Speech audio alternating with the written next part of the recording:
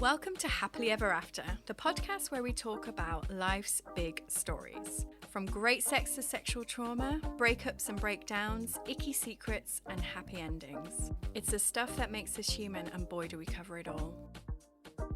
I'm your host, Hannah Harvey. I'm a writer and a parenting blogger at mumsdays.com. That's mumsdays.com. I would be very grateful if you could subscribe and leave a review because it means more people can find the podcast. And I also really love hearing from you, so please contact me through Instagram at mumsdays with all your stories of life and any thoughts you might have on the episode or even questions you want answering.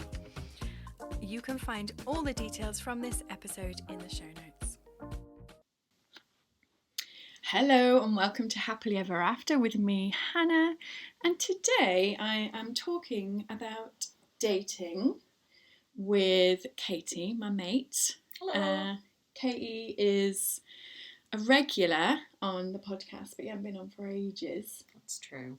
But basically, Katie helps me produce the podcast and do social media stuff, and you're a very busy bee in your own right as well. Mm-hmm. So, thanks for coming on. We've both recently had time being single. Not that recently for you. No, but it has happened in my life. You didn't come out of the womb with a boyfriend. Yeah, no, I didn't. I've had a few of them along the way though. Have you? Mm. So when was the last time you were single? So it'll be sort of around about 2 years ago now for me. So. Is that when you came back north? That's right, yeah. So, not so long ago that I don't know about internet dating, but still a while ago where I have forgotten little bits and pieces. I should also point out Katie is a good 8 years younger than me. I am 32. So you're still like spring chicken territory, really. Mm-hmm. Right in the sort of bracket of the dating scene where everybody's kind of quite desperate to get married, I think, but not so desperate they won't go on a few dates first, so that's nice. That's always good. So, okay, before we get into that, because that sounds juicy as, dating apps, that seems to be the way, isn't it? Yeah, which I'm in sort of, I feel like two ways about it. Like, I think it's really great that we have a place where everybody who's single can just go on there and talk to each other, but then at the same time it has completely gotten rid of naturally meeting somebody now. That kind of thing just doesn't happen anymore. Right. That was something that really surprised me when I became single, is that I don't know if it's just because of a certain age. My assumption was probably that everybody, in fact I felt like this, so I probably manifested it. I was like, everybody is in a relationship except me. So there isn't that sort of wink thing. Yeah. But also, you know, when you were younger and going out and getting absolutely shit-faced, that's not necessarily the best way to meet somebody. No, it's definitely not. You might, I mean, that is how lots of my friends met their soulmate, but yeah, of course. It's also how you meet the douchebags. And I think it was the done thing in your 20s, or at least when we were in our 20s it was. Now they've got the option to go on the apps as well, which I think is nice. You don't have to be on a night out and hammered. Yeah, I guess it takes out that, like, meet cute aspect of it. But equally, it means you can discount the people that you wouldn't be interested in unless you're drunk. Which, let's be honest, it's a few more people. There are a lot. So which apps have you used? So before I got with my current boyfriend, I was in a relationship before that for 6 years. And so that was when I started dating him, internet dating apps weren't around. So I came to it for the first time a couple of years ago.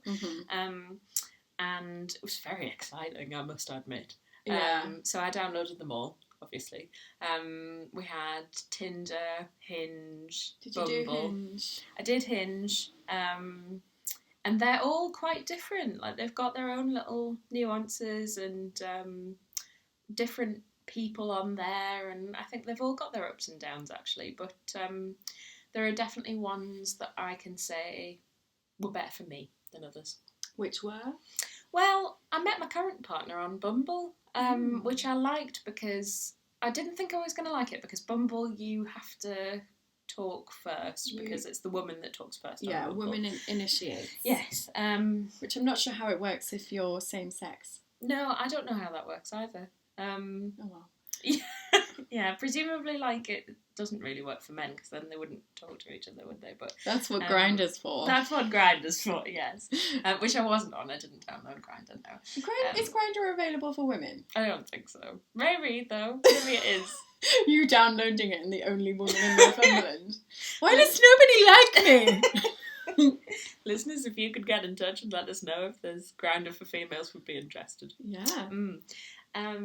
Yeah, so I liked Bumble the best in the end, because I didn't think I was going to be very good at the conversation openers, but it does actually challenge you to think about, like, whether you like these people or not, and just enough to speak to them. Yeah, exactly. Whether it was just enough to see if they liked you back. Exactly, yeah, because like with Tinder and things like that, you can just swipe them all, and it's like, I don't know, we'll see what comes of it. Whereas, like, if you actually have to put the effort in to think about what to say to them, there's a bit extra in that, you know. So I liked it.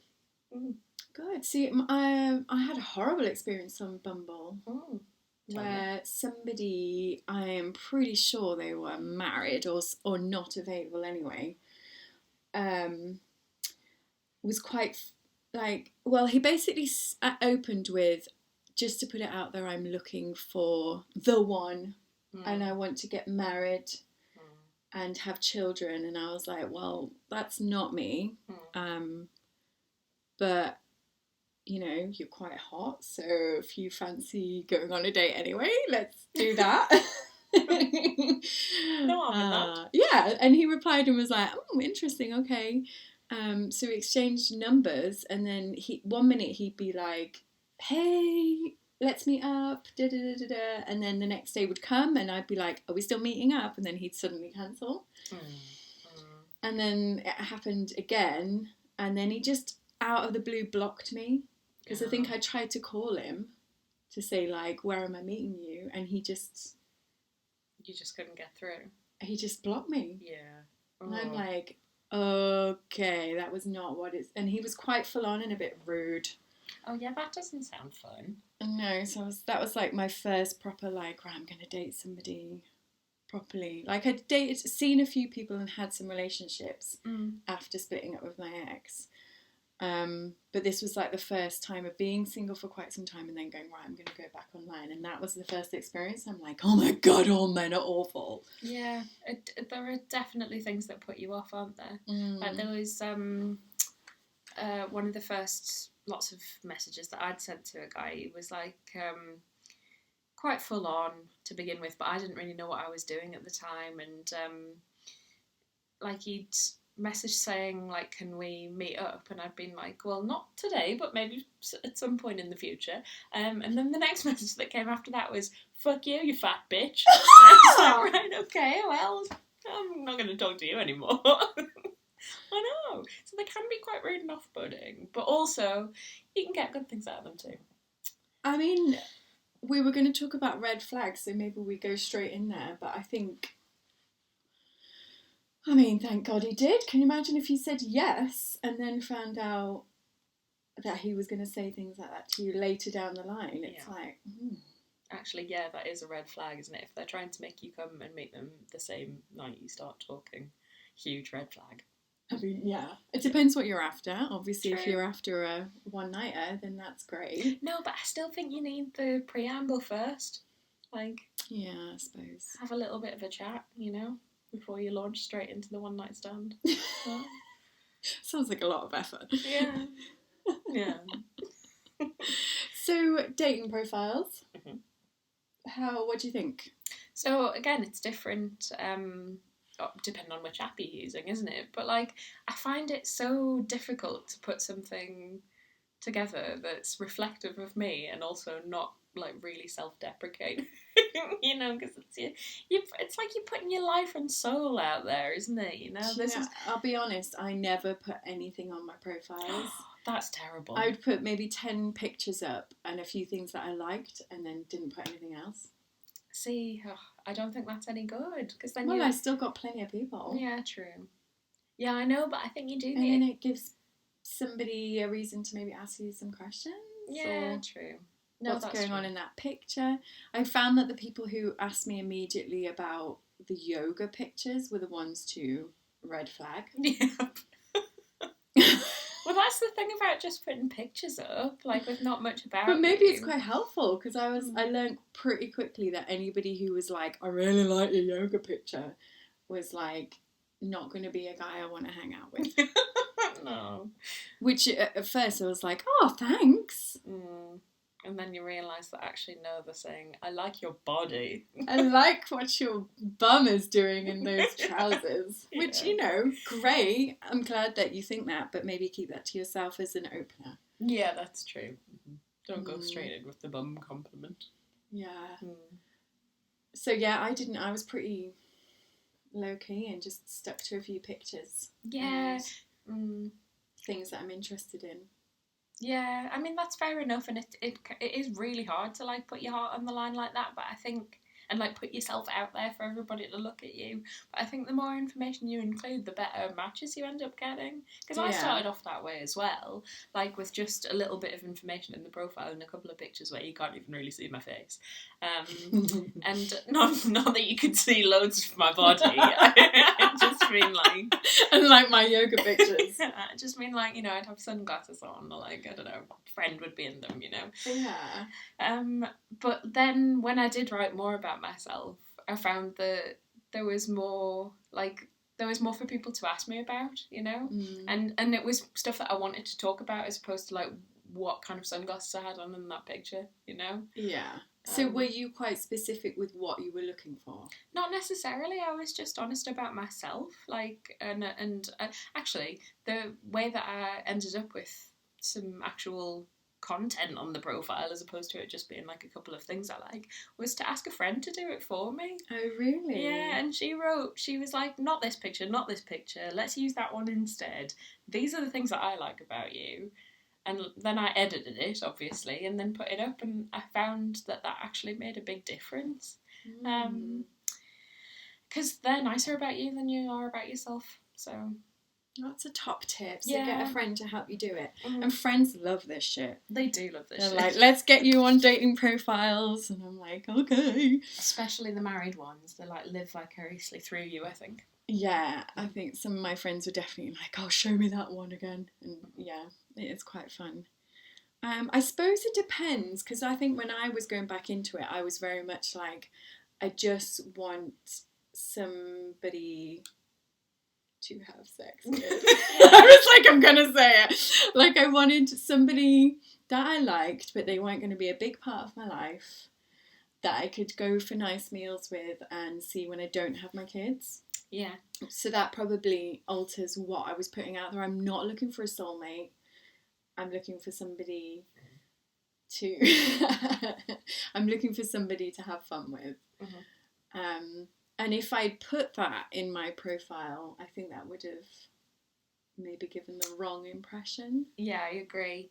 Yeah. Because there's a lot of, like, people writing one night stands only or open relationship offers, which makes me question, are they really open or are you just cheating? Yeah, I know. And there's all sorts of different, like, what's the word for it, where it's letters that mean something. Yeah, lots of acronyms. Acronyms, thank you, yeah. Yeah. Lots of different acronyms that I don't know what they mean. Like, I know, I had to Google things all the time. Bit of a minefield, actually. And I do think that, like, if somebody... not good sense of humour, it was more like open polygamous... Yeah. What's it called? Non-monogamy. Ethical non-monogamy. Yeah, things like that. Which is fine, but I do think there's nowhere else that you see that. So, like, have they been on the dating apps a while? Like, are you a whiz at this? Well, I think if you're an ethical non-monogamous, you are going to have a permanent profile because you're always looking for somebody new to have sex with. Oh, that's true. Yeah, I hadn't thought about that. Do you think they might be dopamine junkies? Definitely, yeah, which we've all suffered from a little bit, I think, haven't I we? mean, it was exciting at the thought of it. And I did chat to one guy who, well, he was definitely open in his profile about being into kinky stuff. So I was like, tell me more. More, research purposes. For research. I want to know all about it. What are you into? And he was looking for an open relationship.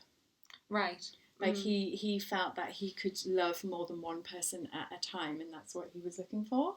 Right. So he didn't actually have an existing partner that he was with, that he'd been with for a while, but that was the kind of relationship that he wanted. Yeah, I mean, he was open to the idea of just exploring whatever his kinks were, but was also a bit like, but I might also want to be open, but not necessarily, kind of thing, depending on...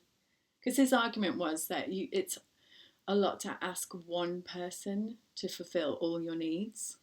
I think I agree with that. And like, I really try not to be... You can't be judgy on these things. You've really got to keep an open mind. But I do always find myself wondering, like, wonder what your past relationship was like, you know? And that's what they are seeking out in the future. You wonder whether, like, something's gone wrong in the past. I'd say almost certainly. Yeah. And I certainly explored this in therapy a bit, kind of going, is this the way forward? Is this what we're meant to be doing? But I think if your past relationship has ended whatever way, you are going to look at things like, well, was it the sex? Was it because I was too this and too that? And this guy did say that his past partner, he felt shame around his kinks. Right. Oh, that's interesting. Probably then meant he felt rejected and whatever else, and therefore is like, maybe I need multiple people because I can't expect one person to accept me as I am. That's so sad. I know. Bless him. He seemed really lovely. Yeah, he seemed really lovely, and but I mean, I guess this kind of leads me on to what I was going to talk about next, which is about how I've ended up seeing the person I'm seeing now. Because the way it started was he wanted the art teacher. The art teacher. He wanted to date lots of people, and so he would see me and have a date, but then also see other people and date them too. And I found that really tough. Yeah. So at the beginning, when in fact I met him, had a lovely, lovely date for the first time, and then the next day I just said, this isn't going to work. Like, I met him and went for a walk, and I was just like, I can't, I don't want to share you, I really like you, kind of thing. Yeah. And so how did it go from that to you now still seeing him? Well, Katie. Well, I did try and date a few other people, and I was like, they're not the same, and it's not great, but I didn't want to... I could see potential in this guy, and I didn't want to throw everything away because he wouldn't immediately commit to me. Yeah. I know. It was so fucking hard. Yeah. And there were times when I was in tears because I really liked him.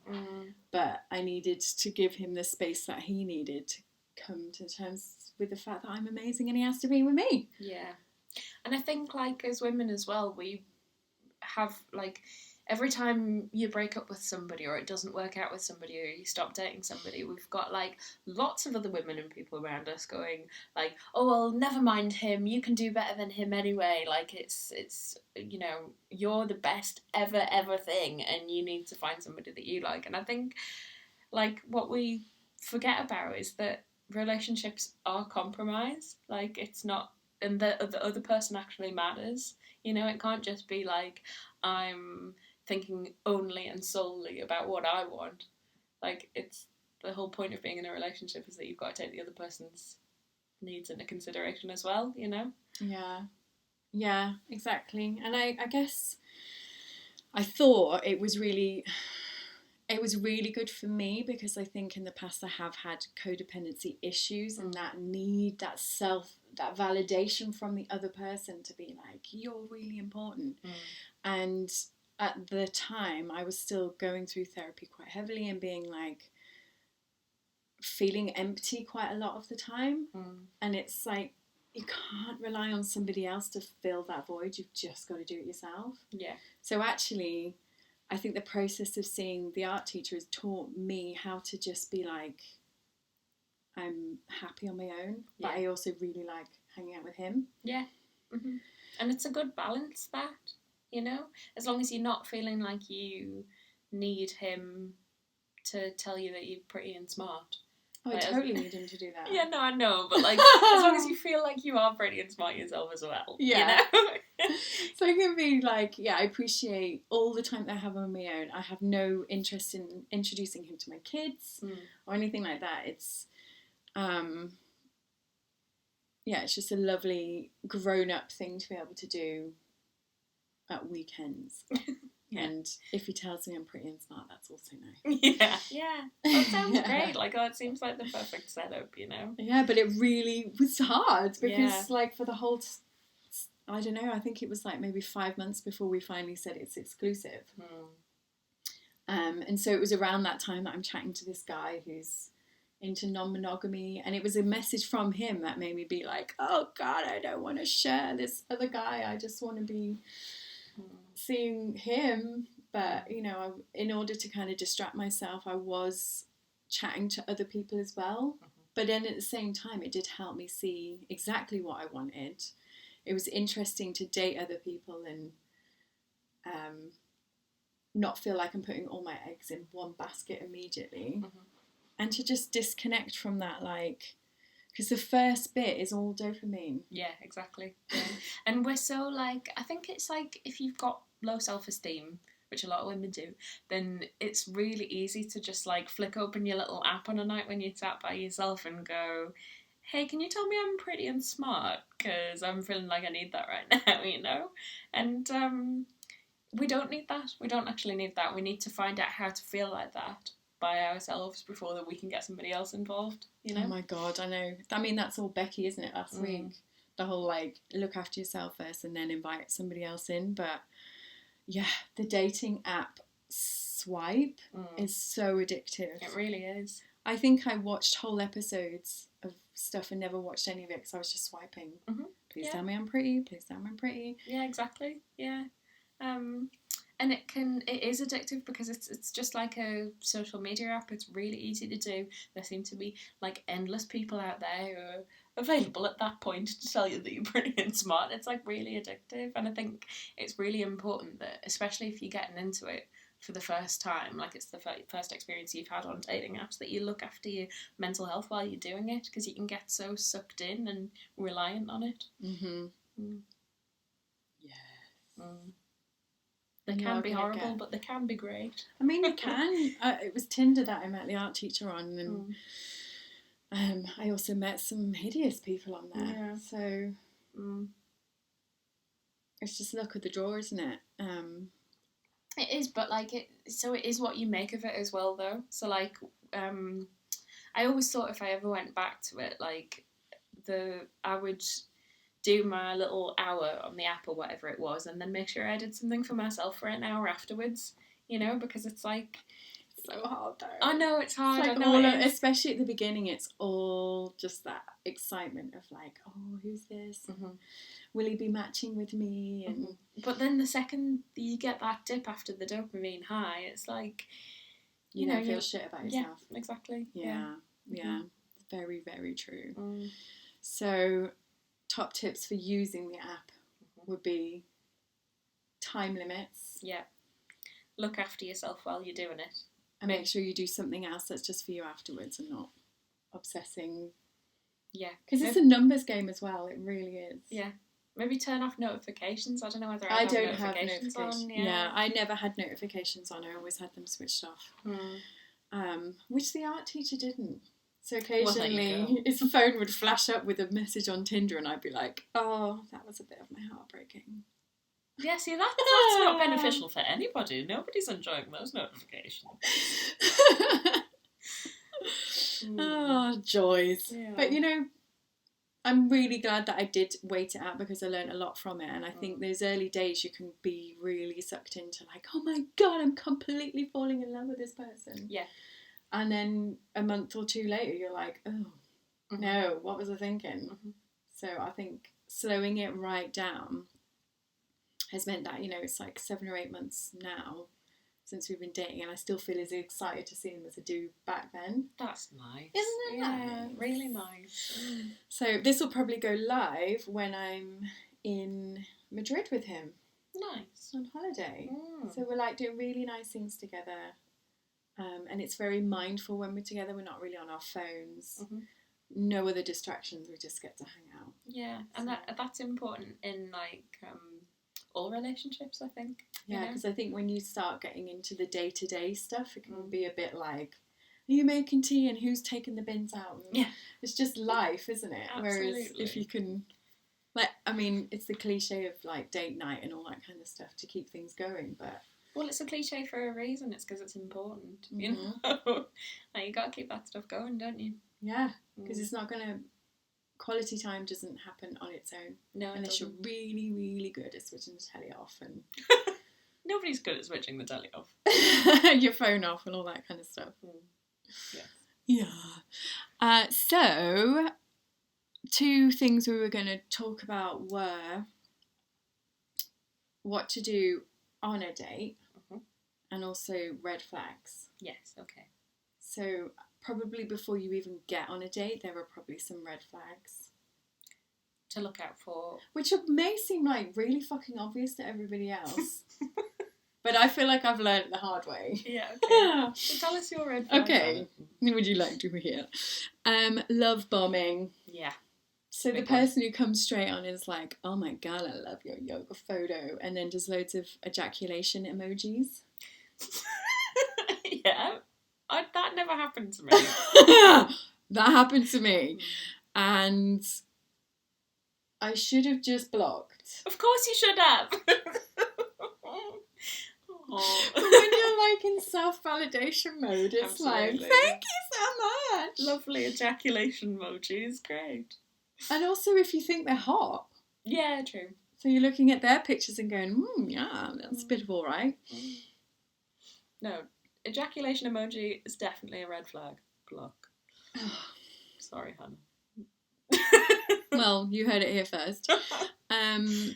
Obviously, dick pics. Yes. I mean, this is really obvious shit. They happen more than you'd think they do. So much more, and it doesn't take much to get one. No, it really doesn't. Hello will do normally. And I mean, then- you can't send pictures through the apps. It's when No. you get onto WhatsApp. So you have got to the point where you're on WhatsApp with somebody. yeah. But that doesn't necessarily mean that you were saying, please send me your dick. No, really doesn't. Like, It's this- victim blaming. Yeah, it is. I feel like you don't have to say anything to get the dick pic. Sometimes it just comes through anyway. Hello, Katie. Yeah. Here's my penis. Lovely, thank you. And it is a crime now, I should say, Mm. to send somebody a picture like that without you asking. Yeah. So consent before dick pics, please. Yeah. And I get the other thing I put there is sexting very early on. Yeah, that's true. Yeah. But it's really quick and easy to get into it, especially if you're like ovulating and you're on your Tinder anyway and you're like, I really would like to have some fun with somebody.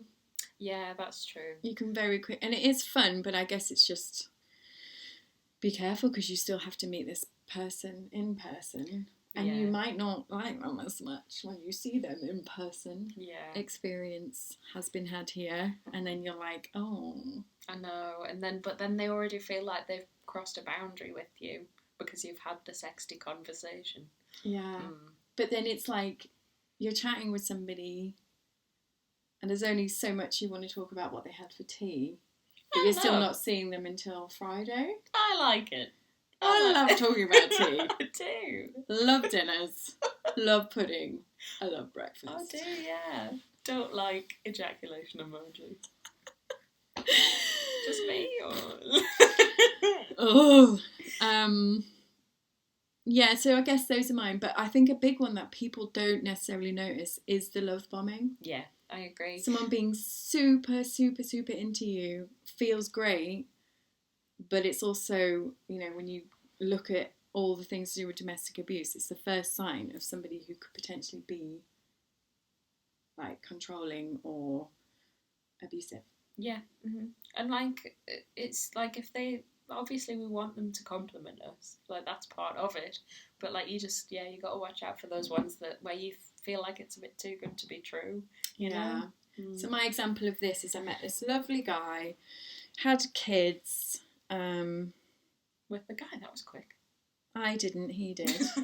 I have kids, he had kids, and he was, really keen to meet. So we went for a coffee, very complimentary, but he slagged his ex off the whole way around the walk. Ooh, that's a red flag. Big red flag. So anybody talking about how awful their ex is not.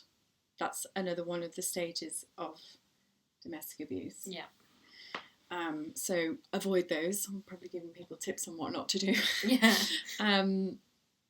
So he did that, and I was like, oh, he's really fit, but he's talked about his ex a lot. So I knew that was a red flag, but I was still like, but maybe because he's fit, and also I'll give him like, a second chance. And he was really like love bombing me.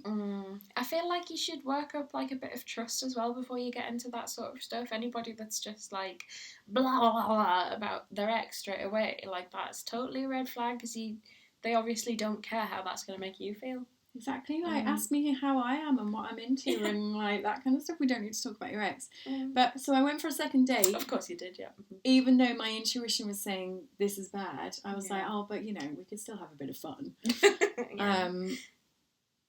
And the second date was exactly the same, and lots of love bombing. And then he kind of got weird because he'd found me on Instagram, and I was like, oh, you found me on Instagram, and he was really defensive. Oh. Yeah, but it's a public profile that anybody can see, and that's fine. I know, and he went super defensive about it. Like, you shouldn't, like, you don't need to be in the FBI to find someone's Instagram, and got kind of cross with me about it. So that was the bit where I was like, okay, you slagged your ex off loads, you've been love bombing me, and now you've gone really defensive because I said one thing about you finding my profile. Yeah, no. So I was like, this is not going to work. And then he got really cross with me for saying it wasn't going to work. Fuck you fat bitch. That kind of thing, yeah. This is all on you. You shouldn't have led me on, kind of thing. Yeah. And I'm really like, common. I've known you for 1 week. 1 week, and I'm getting this barrage of abuse. It's because sometimes they don't know what to do with that anger that they feel when they've been rejected, Not that that's an excuse at all, it's just why it happens, and you should watch out for it. And he's probably a controlling man. Well, and that as well, yeah. Who would have been a nightmare to be going out with. Absolutely. So, yeah, that's my red flag story. And I guess how to be safe on a date is also helpful. Yeah. Because, if you go on a date like that and then accidentally say the wrong thing and they're a nightmare, you need to know that you can get out. Yeah. So, I mean, like, those are the obvious ones. Like, you should always tell somebody where you're going.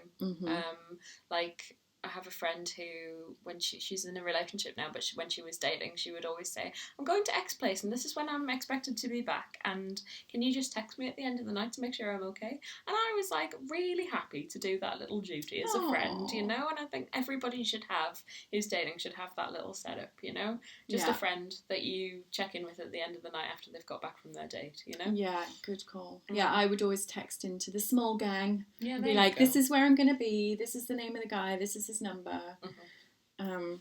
Check back with me.